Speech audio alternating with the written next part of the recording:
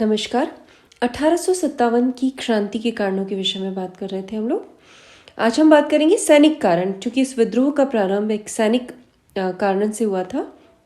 तो सैनिकों में असंतोष के जो विभिन्न कारण हैं उनके विषय में बात करेंगे। जो सेना का अनुशासन था उसके बारे में अगर हम बात करें तो सेना का अनुशासन में हम बात कर सकते हैं। जो अंग्रेज़ों का दृष्टिकोण था, लॉर्ड डलहौजी जो ये मानते थे कि सेना का अनुशासन जो था वो बहुत ही ज़्यादा खराब हो गया था, उच्च से लेकर निम्न स्तर तक।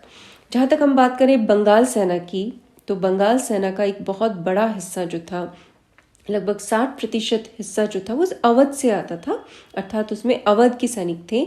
और जब अंग्रेज़ों ने अवध को ब्रिटिश साम्राज्य में मिला लिया तो ये जो तमाम सैनिक थे जो बंगाल की सेना में थे और जो अवध से आते थे, उनमें बहुत ज़्यादा असंतुष्टि हमें दिखाई देती है। इसी तरह से जब पंजाब का विलय कंपनी ने किया तो उसके पश्चात भारतीय सैनिकों को अंग्रेज़ों ने विश्वास दिलाया था कि उन्हें बाल साफ करने के लिए नहीं कहा जाएगा, जो सिख रखते हैं बहुत सारे बाल। लेकिन बाद में अंग्रेज़ों ने इसके आदेश बाद में जारी कर दिए गए थे। तो इस तरह से सिखों की धार्मिक भावनाओं को आहत किया था। तो सैनिकों को लगता था कि अंग्रेज़ उनके धर्म को नष्ट करना चाहते हैं। इसी तरह से एक अधिनियम पारित किया गया था 1856 में, कैनिंग के समय में, जिसे हम कहते हैं सामान्य सेना भर्ती अधिनियम।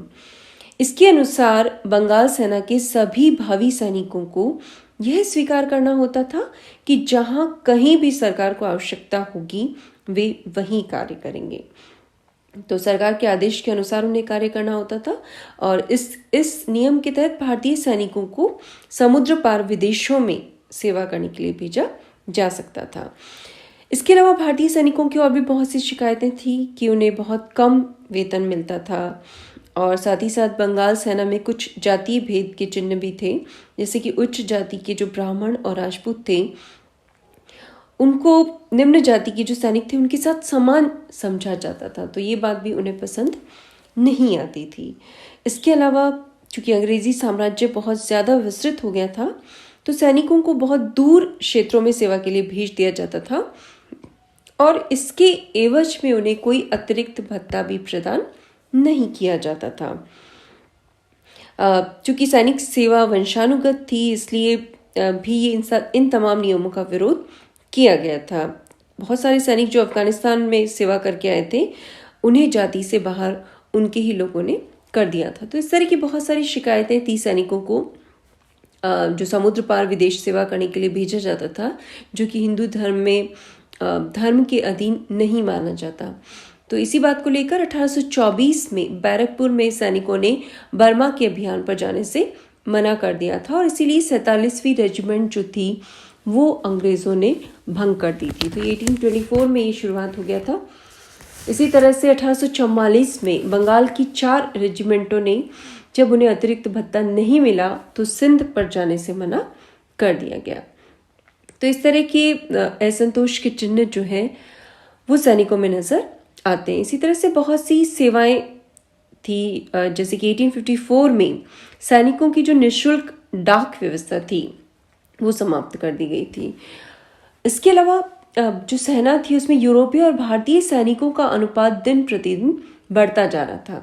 1856 की अगर हम बात करें तो भारतीय सेना में 2,38,000 भारतीय सैनिक थे और 45,322 के आसपास यूरोपीय सैनिक थे। तो ये जो असमानता थी ये भी भारतीय सेना में बहुत ज़्यादा दिखाई हमें देती है। तो इन सब कारणों की वजह से सैनिकों में असंतोष पूर्व में व्याप्त था। और तात्कालिक रूप में अगर हम बात करें तो तात्कालिक कारण के तौर पे हम दे सकते हैं 1856 में सरकार ने पुरानी लोहे की जो बंदूक प्रयोग किया करते थे सैनिक, ब्राउन ब्रेस के नाम से जानी जाती है, उसके स्थान पर एक नवीन एनफील्ड राइफल का प्रयोग सेना में करना आरंभ किया। ये जो राइफल्स थी इनके कारतूसों के ऊपरी भाग को मुंह से काटना पड़ता था। और ये जो बात थी जनवरी 1857 में बंगाल सेना में इस बात की अफवाह फैल गई थी कि जो एनफील्ड राइफल के कारतूस हैं, जो चर्बी वाले कारतूस है, उसमें गाय और सूअर की चर्बी का प्रयोग किया गया है। तो गाय और सुअर की चर्बी के प्रयोग की वजह से जो धार्मिक भावनाएं आहत हो रही थी हिंदू और मुस्लिम वर्ग की, उसकी वजह से सैनिकों ने इसका प्रयोग करने से पूरी तरह से इनकार कर दिया था। और यही तात्कालिक कारण जो था जिसकी वजह से 1857 के रिवोल्ट का प्रारंभ हुआ। सैनिकों ने जब चर्बी वाले कारतूसों का प्रयोग करना अस्वीकार कर दिया तो उन पर अनुशासनहीनता का आरोप लगाया गया और उन्हें दंड दिया गया। 29 मार्च 1857 को बैरकपुर के सैनिकों ने इन कारतूसों को प्रयोग करने से मना कर दिया और एक सैनिक मंगल पांडे ने अपने एजुटेंट पर आक्रमण करके उसकी हत्या कर दी और इस तरह से विद्रोह का प्रारंभ हो गया। मंगल पांडे जो थे वो 34वीं रेजिमेंट के थे, तो दंड स्वरूप ये 34वीं NI रेजिमेंट तोड़ दी गई, अपराधियों को दंड दिया गया और इस तरह से इस विद्रोह का प्रारंभ हो गया।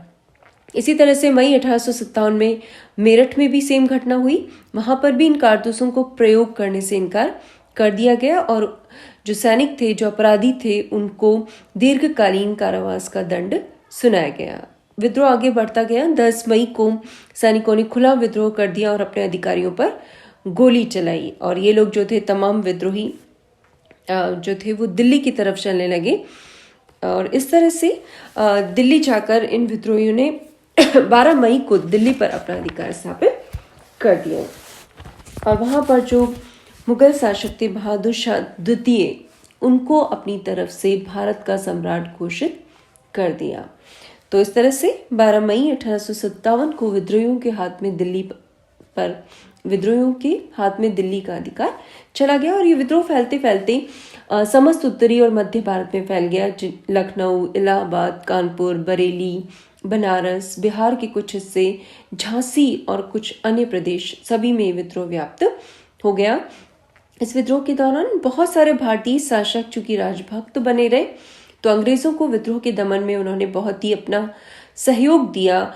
और अगर हम बात करें दक्षिण का हिस्सा, तो नर्मदा नदी के दक्षिण का हिस्सा जो था वो लगभग शांतिपूर्ण रहा, उसने विद्रोह में कोई भाग नहीं लिया। तो इस तरह से ये जो विद्रोह था ये संपूर्ण भारत में व्याप्त हो गया। मतलब जून में लखनऊ में, 4 जून को, 5 जून को कानपुर में और उसके बाद में झांसी में विद्रोह हुआ। कानपुर में नाना साहिब के नेतृत्व में विद्रोह हुआ, झांसी में रानी लक्ष्मीबाई के नेतृत्व में विद्रोह हुआ। विद्रोह के जो प्रमुख केंद्रीय स्थान थे उनमें दिल्ली, लखनऊ, कानपुर, झांसी और ग्वालियर ये प्रमुख केंद्र थे जहां पर विद्रोह हुआ। आगे चलकर अंग्रेजों ने विद्रोह का दमन कर दिया। सबसे पहले दिल्ली को पुनः अधिकार में किया गया। 20 सितंबर 1857 को अंग्रेजों ने पुनः दिल्ली को अपने अधिकार में कर लिया। जॉन निकलसन के नेतृत्व में अभियान किया गया था और वो इस दौरान वीर गति को प्राप्त हुए। बहादुर शाह को निर्वासित कर दिया गया, रंगून भेज दिया गया और वहां 1862 में उनकी मृत्यु हो गई।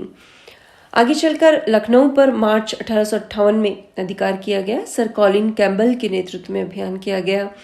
इसी तरह से दिसंबर 1857 में कानपुर भी अंग्रेजी अधिकार के तहत आ गया। सर कॉलिन कैम्बल के नेतृत्व में झांसी, जहां पर लक्ष्मीबाई के नेतृत्व में विद्रोह हो रहा था, उस पर भी पुनः अधिकार किया गया।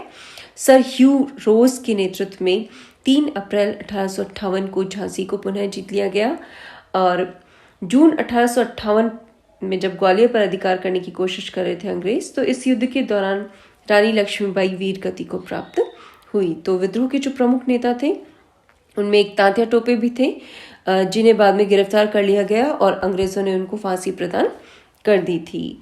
और कुछ प्रमुख विद्रोहियों की अगर हम बात करें तो बरेली में खान बहादुर खान के नेतृत्व में विद्रोह हुआ था। बिहार के जमींदार थे कुंवर सिंह जगदीशपुर के, उनके नेतृत्व में विद्रोह हुआ था। इस तरह से ये जो विद्रोह के संपूर्ण केंद्र थे उन पर अंग्रेजों ने धीरे धीरे अधिकार कर लिया और जुलाई 1858 तक आते आते विद्रोह को पूरी तरह से शांत कर दिया गया। पंजाब, बंगाल और दक्षिण भारत के अधिकांश जो हिस्से थे वहां पर चूंकि कोई विद्रोह हुआ ही नहीं था, इसलिए उत्तर भारत के क्षेत्रों में अंग्रेजों ने पुनः शांति व्यवस्था स्थापित कर दी। सिखों, गोरखों ने अंग्रेजों को सहायता प्रदान की थी। इसी तरह से ग्वालियर और हैदराबाद के शासकों ने भी अंग्रेजों को सपोर्ट दिया, जिनके सपोर्ट के बल पर अंग्रेज जो थे वो भारत को पुनः अपने अधिकार में ले सके। इसी तरह से राजपूताना के जो शासक हैं, कश्मीर के शासक हैं, उन्होंने भी एक तरह से राजभक्त रहे कंपनी के शासन के प्रति, और उनके सहयोग से ही अंग्रेज जो थे उन्होंने फिर से कंपनी के शासन की स्थापना भारत में कर दी थी। तो ये है 1857 के रिवोल्ट के विभिन्न कारण, जिनके सामूहिक रूप से संगठित होने की वजह से 1857 की इस क्रांति का जन्म हुआ, जिसे हम विभिन्न नामों से जानते हैं, जिसके स्वरूप के विषय में हम चर्चा कर चुके हैं कि किस तरह का कैरेक्टर था, नेचर था उसका, और 1857 की क्रांति के विभिन्न कारणों के विषय में हम बात कर चुके हैं, और किस तरह से इस विद्रोह के पश्चात अंग्रेजों ने एक बार पुनः भारत पर अपना औपनिवेशिक शिकंजा जो है और भी कठोरता से लागू कर दिया। बहुत सारे परिवर्तन हुए इसके पश्चात, लेकिन फिर भी भारत में अंग्रेजी शासन जो है एक तरह से पुनः स्थापित हो गया। Thank you.